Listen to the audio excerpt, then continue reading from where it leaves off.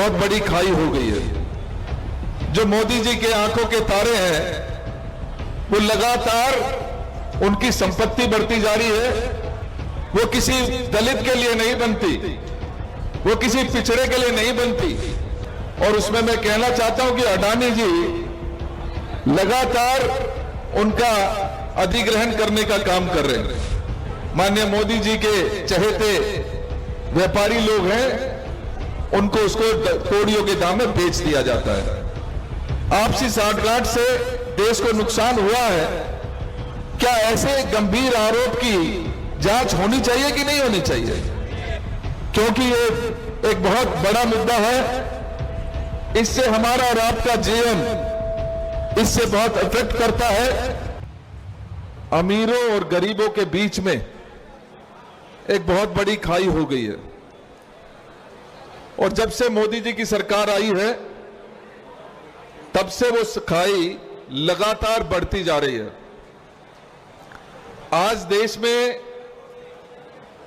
जो सबसे वंचित, दलित, पिछड़ा व्यक्ति है, उसके साथ ये सरकार अन्याय करती हुई उसको लगातार दबाने की कोशिश कर रही है।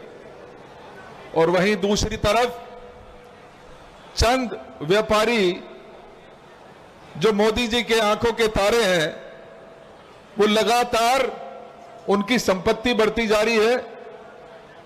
उनका देश की जो संपत्ति थी उसके ऊपर उनका आधिपत्य लगातार बढ़ता जा रहा है।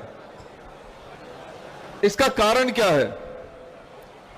और राहुल जी ने बिल्कुल स्पष्ट रूप में यह बात कहते आए हैं कि आज अगर सरकार में कोई पॉलिसी बनती है तो वो पॉलिसी किसी गरीब व्यक्ति के लिए नहीं बनती, वो किसी दलित के लिए नहीं बनती, वो किसी पिछड़े के लिए नहीं बनती। आज यदि कोई पॉलिसी बनती है तो जो चंद पूंजीपति हैं उनको किस तरीके से फैसिलिटेट किया जाए, उनको किस तरीके से उनकी संपत्ति में इजाफा करवाया जा सके, यह सरकार सिर्फ और सिर्फ यही काम करने में पिछले 10 सालों से लगातार जारी की है उसने। आप लोगों ने देखा होगा कि पिछले वर्षों में चाहे एयरपोर्ट हो,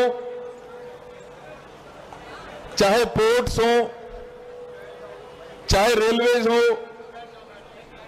सरकारी संस्थान हो, उन सब का निजीकरण करते हुए कुछ विशेष जो व्यापारी वर्ग हैं, और उसमें मैं कहना चाहता हूं कि अडानी जी लगातार उनका अधिग्रहण करने का काम कर रहे हैं।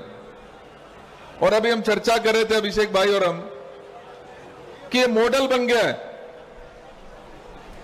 कि या तो जो सरकारी काम एजेंसी, सरकारी कंपनी जो अच्छा काम कर रही है तो उसको किस तरीके से उसके बजट में कटौती करके उसमें किस तरीके से ऐसी पॉलिसी लाई जाए जिससे कि वो कंपनी का नुकसान होना शुरू हो जाए।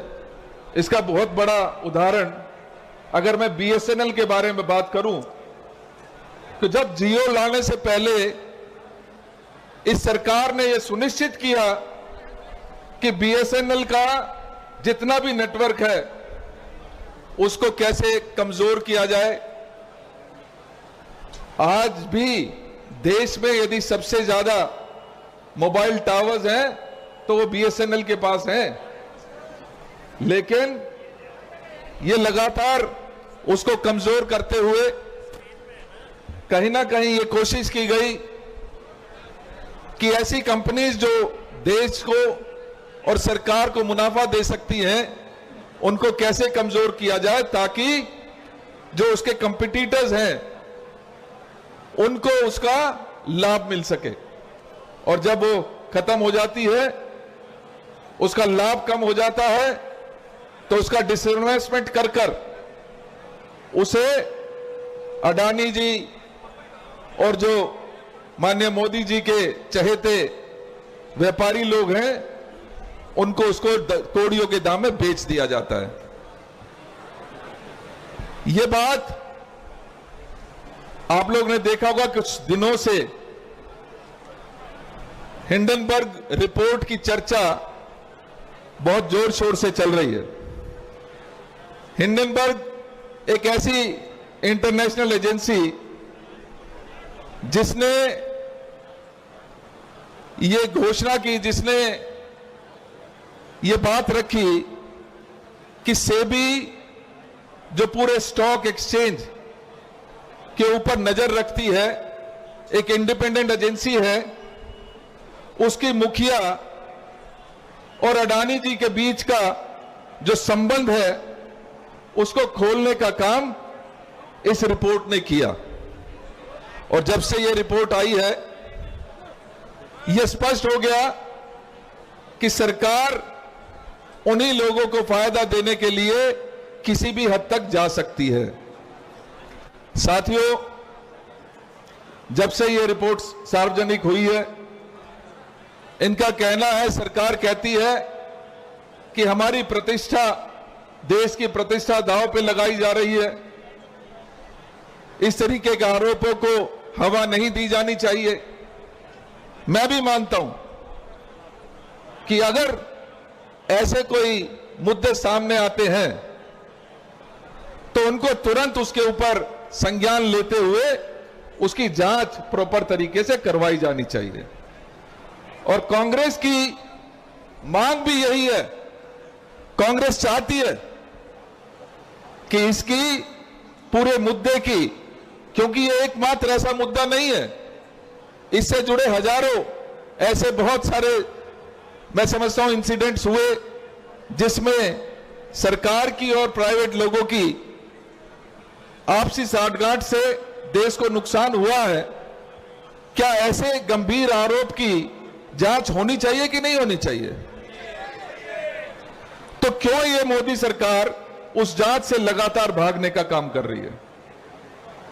आज माननीय राहुल गांधी जी, माननीय खड़गे जी ने लगातार अपनी मजबूत जनता की आवाज को रखने का, पार्लियामेंट और पार्लियामेंट से बाहर जब से रखने का काम किया है, मुझे खुशी है और आप सबको मुबारकबाद है कि यह सरकार घुटनों पर आई है।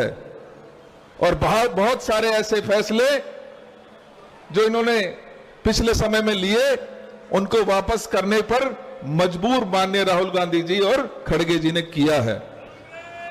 कांग्रेस हमेशा लोगों की आवाज बनकर मजबूती के साथ अपनी बात रखती है और आगे भी इसी प्रकार से रखती रहेगी। आज हम ये ऐलान कर